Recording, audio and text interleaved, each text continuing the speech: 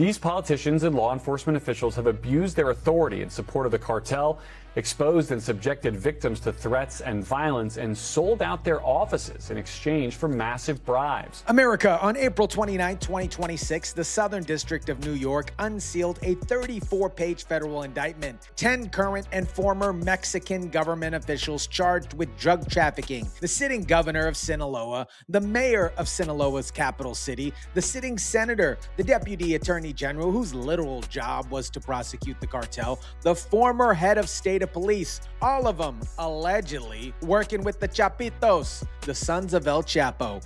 That same night, ABC News covered Queen Camilla at a party with Sarah Jessica Parker. NBC, CBS, ABC had zero coverage of this indictment. The only English-speaking over-the-air network that said a word was PBS.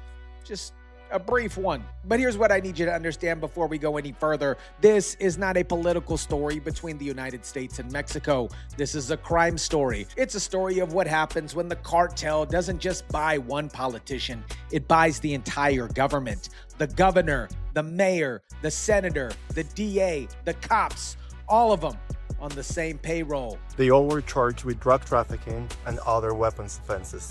The Department of Justice alleges that the governor had direct collaboration with Los Chapitos.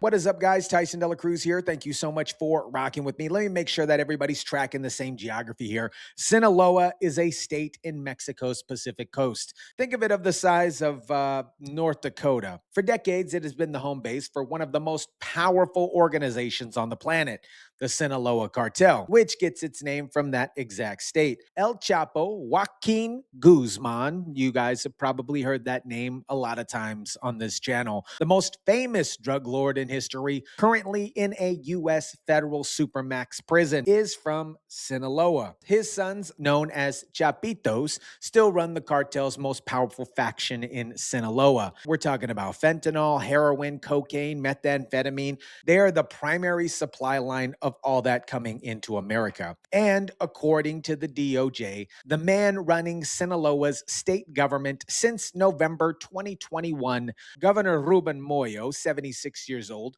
was allegedly their government partner. Listen to how researchers who have actually been on the ground inside of Sinaloa describe what this indictment looks like in practice. We've come to describe this sort of system, this relationship, as hybrid criminal governance, where the lines between organized crime and local politics are very much blurred. And we've seen this type of system in other high-profile cases handled in the United States. The most high profile of which is certainly going to be that of Genaro Garcia Luna, the former security chief in Mexico who was convicted on drug trafficking charges. We've seen others accused of these types of connections as well, including Tomas Yerentin in Tamaulipas, Javier Duarte in Veracruz, and infamously the former Attorney General of Nayarit, Vetia. So this is something that we have seen before, but the specific allegations in the indictment are truly remarkable. Garcia Luna was Mexico's Secretary of Public Security. He sat on the presidential cabinet. He was convicted in the United States federal court in 2023 for taking cartel money while running Mexico's entire law enforcement apparatus. That is the person that they're comparing this governor to, not a dirty city councilman, the equivalent of America's FBI director secretly working for organized crime. And that case, at the time, felt unprecedented. Now, there's another one. Moya went on X after the charges dropped and wrote the accusations lack any truth or foundation whatsoever. He's calling it slander. Mind you guys, he is still the sitting governor of Sinaloa, still in Mexico, still in his office. And Mexico's foreign ministry already told the United States their extradition requests probably ain't gonna fly. They are pre-blocking it before a single hearing has happened. And here's where this stops being a bribery story and becomes something what should anger every single person watching this, regardless of the side of politics that you're on. Because you guys, what the indictment describes is not just a governor who took money. It's a governor who got into office because the cartel ran his election campaign for him. Before the 2021 governor race, the indictment says that Chapitos made a deal with Moya. He would win win, and they would make sure of it. And in exchange, he would protect their operations once in power. Here's specifically how they made sure that he would win. So basically, the U.S. Department of Justice is saying that Rocha Moya and 9 of his former officials in the government of Sinaloa and also police commanders under his command, or his subordinate to him, were allied with the Sinaloa Cartel to protect drug trafficking activities by the Sinaloa Cartel, specifically the faction that is headed by the sons of Joaquin El Chapo Guzman, that they protected, or that the Sinaloa state government protected the drug trafficking activities as the result of a pact that was made with Rocha Moya in exchange for support from the cartel to win the 2021 gubernatorial election. Morena is the party of Mexico's current president, our favorite person, Claudia Sheinbaum. The governor just charged with protecting El Chapo's sons is a member of her own political party. He was politically close with the former president of Mexico. He attended Sheinbaum's inauguration. This is not a rival that she can dismiss easily. This is family. Her political family. Now, here's a specific mechanism the indictment describes for how the cartel rigged the election. A man named Enrique Vega, who later became Moya's Secretary of Administration and Finances, allegedly provided the Chapitos with the list, a list of opposition candidate names and addresses, people running against Moya as governor. As you would expect, the cartel used that list to kidnap and threaten them into dropping out of the race. They also stole ballot boxes cast for his rival. Moya won. He made Diaz Vega his financial secretary as a reward. And now Diaz Vega is co-defendant number 2 in the federal indictment. Now I want to talk specifically about the Deputy Attorney General because this piece of the story connects directly to American lives. Demisio Castro Saavedra was the Deputy Attorney General for the state of Sinaloa. His job, the position Mexican taxpayers were paying him to hold, was to investigate and prosecute cartel activity. He was Sinaloa's top criminal prosecutor. The indictment says he was receiving approximately $11,000 in US dollars every single month from the Chapitos in exchange for 2 specific things. First, protect cartel members from arrest. When Sinaloa state law enforcement got close to the Chapitos operation, Castro Saavedra would obviously intervene. Second, and this is where it connects to every dead American, he was informing the Chapitos of planned U.S.-backed law enforcement operations inside the state. Every time the United States coordinated with Mexico law enforcement to target cartel operations, Castro Saavedra told the cartel it was coming days in advance, hours in advance. We don't know the timing and specifics, but the information was absolutely flowing here. Rocha, who has run Sinaloa State since 2021, issued a swift rebuttal, claiming the charges violate Mexico's sovereignty. The charges allege that Rocha assisted the notorious Sinaloa Cartel in distributing drugs to the United States in exchange for bribes and political support.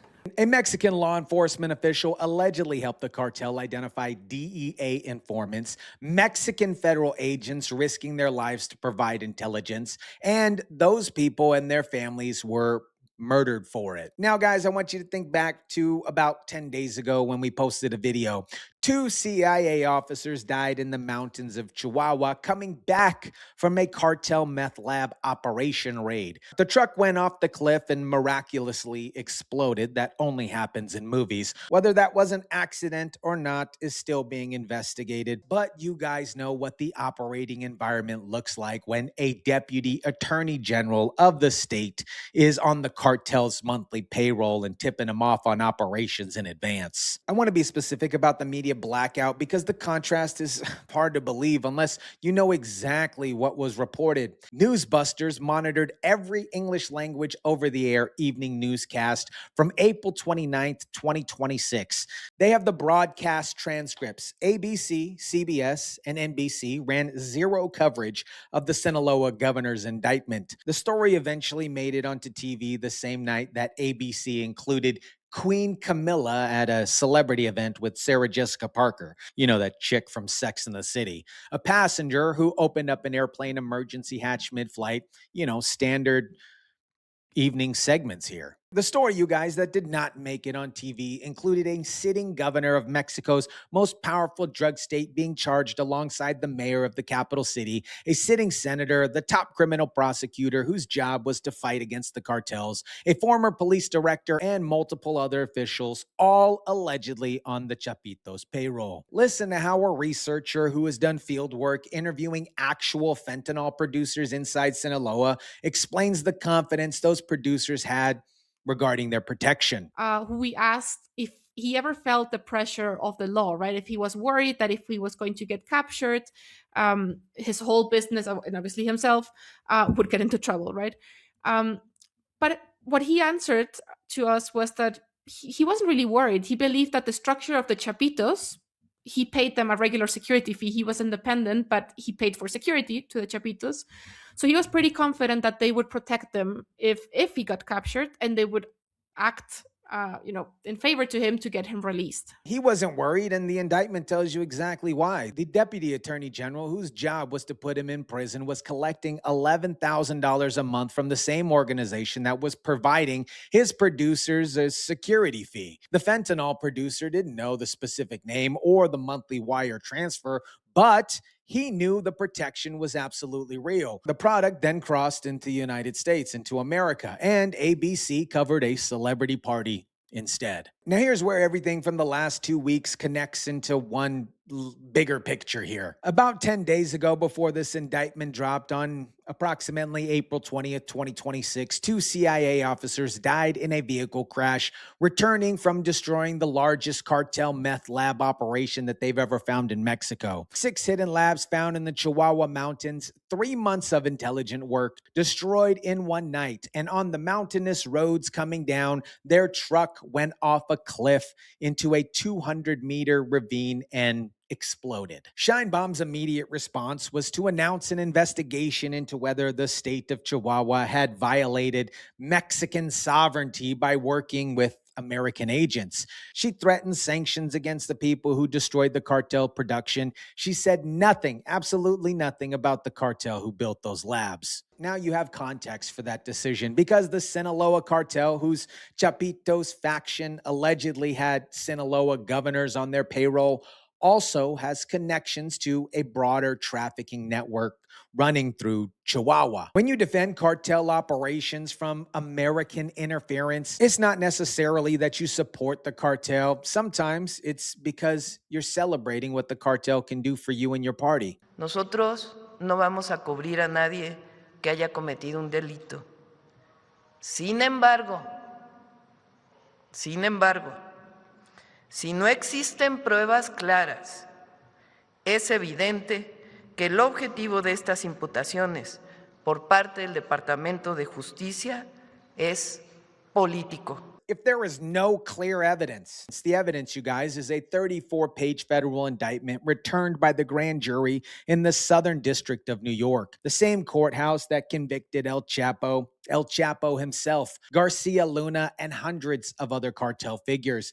That grand jury reviewed the evidence and they voted yes. Calling that quote-unquote political is safer for Scheinbaum than calling it accurate. Here's the key, you guys, because accurate means her own party governor spent 4 years protecting the cartel that has been poisoning Mexicans and American communities for over 2 decades. So it is a very difficult place for the president to be in, because if she refuses to detain Rocha Moya, then she risks an onslaught from the United States, and more accusations, and pretty much strain the diplomatic relations that are pretty tense as they are right now. She can arrest her own party's governor and fracture Moreno leadership, or she can protect him and blow up the U.S. relationship during the USMCA trade negotiations at the exact moment tariffs are already straining the relationship. Neither option here is clean, but notice what's missing from both. In neither option does she get to act like the cartel wasn't running the state that she was supposed to govern. The indictment made that pretense unavailable. And here's the detail that closes closes the loop on the whole story. In 2024, Ismael Emayo Zambara, one of the Sinaloa Cartel's original co-founders, the man who ran alongside El Chapo for decades, was brought to the United States. He pled guilty. He's cooperating with United States prosecutors. In that cooperation, he alleged that a meeting connected to his own capture, a meeting, you guys, where he was essentially set up, involved Mayo, that the governor was linked to what happened the day El Mayo was handed to the United States authorities. Moyo's response at the time was exact. There's absolutely nothing that can link me to that matter. Nothing. I say this categorically. Nothing. For years, there have been persistent allegations linking Governor Rocha to Los Chapitos. Even within the government in Mexico, trust is very short. Sheinbaum, for instance, has already tightened control over Sinaloa's security apparatus, and all security decisions in the state are taken directly in Mexico City. Rocha hasn't been effective in stopping the bloodshed originating from the cartel's internal struggle. That means somewhere in the Mexican government, somebody already didn't trust him with those decisions. The indictment here confirms what the internal behavior was already suggesting. And El Mayo's cooperation, his testimony, his records, the information that he's providing United States prosecutors is very, very likely the backbone of what the grand jury in New York reviewed and voted yes on. Absolutely nothing just became a federal indictment. America, here's the thing that nobody has said plainly yet, not on the networks that cover the story, not on the networks that didn't. All 10 defendants are still in Mexico. Every single one. The extradition requests are filed. Mexico's foreign ministry has already told the United States that documents lack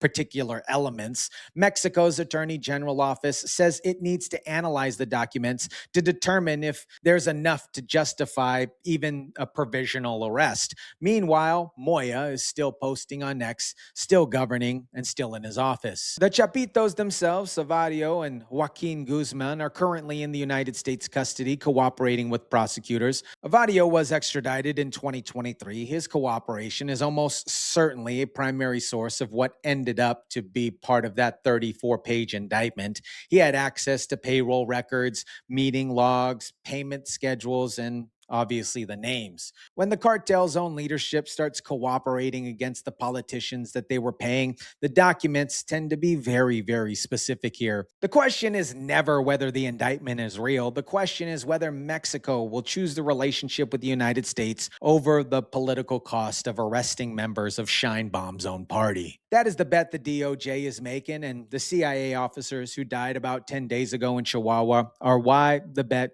can't wait any longer. The drugs keep flowing and the monthly payments kept arriving. ABC covered a party. Let me know what you think about this. Drop it down in the comment section down below. Smash the like button if you kindly would. Share, subscribe, and as always, guys, I'll catch you on the next one.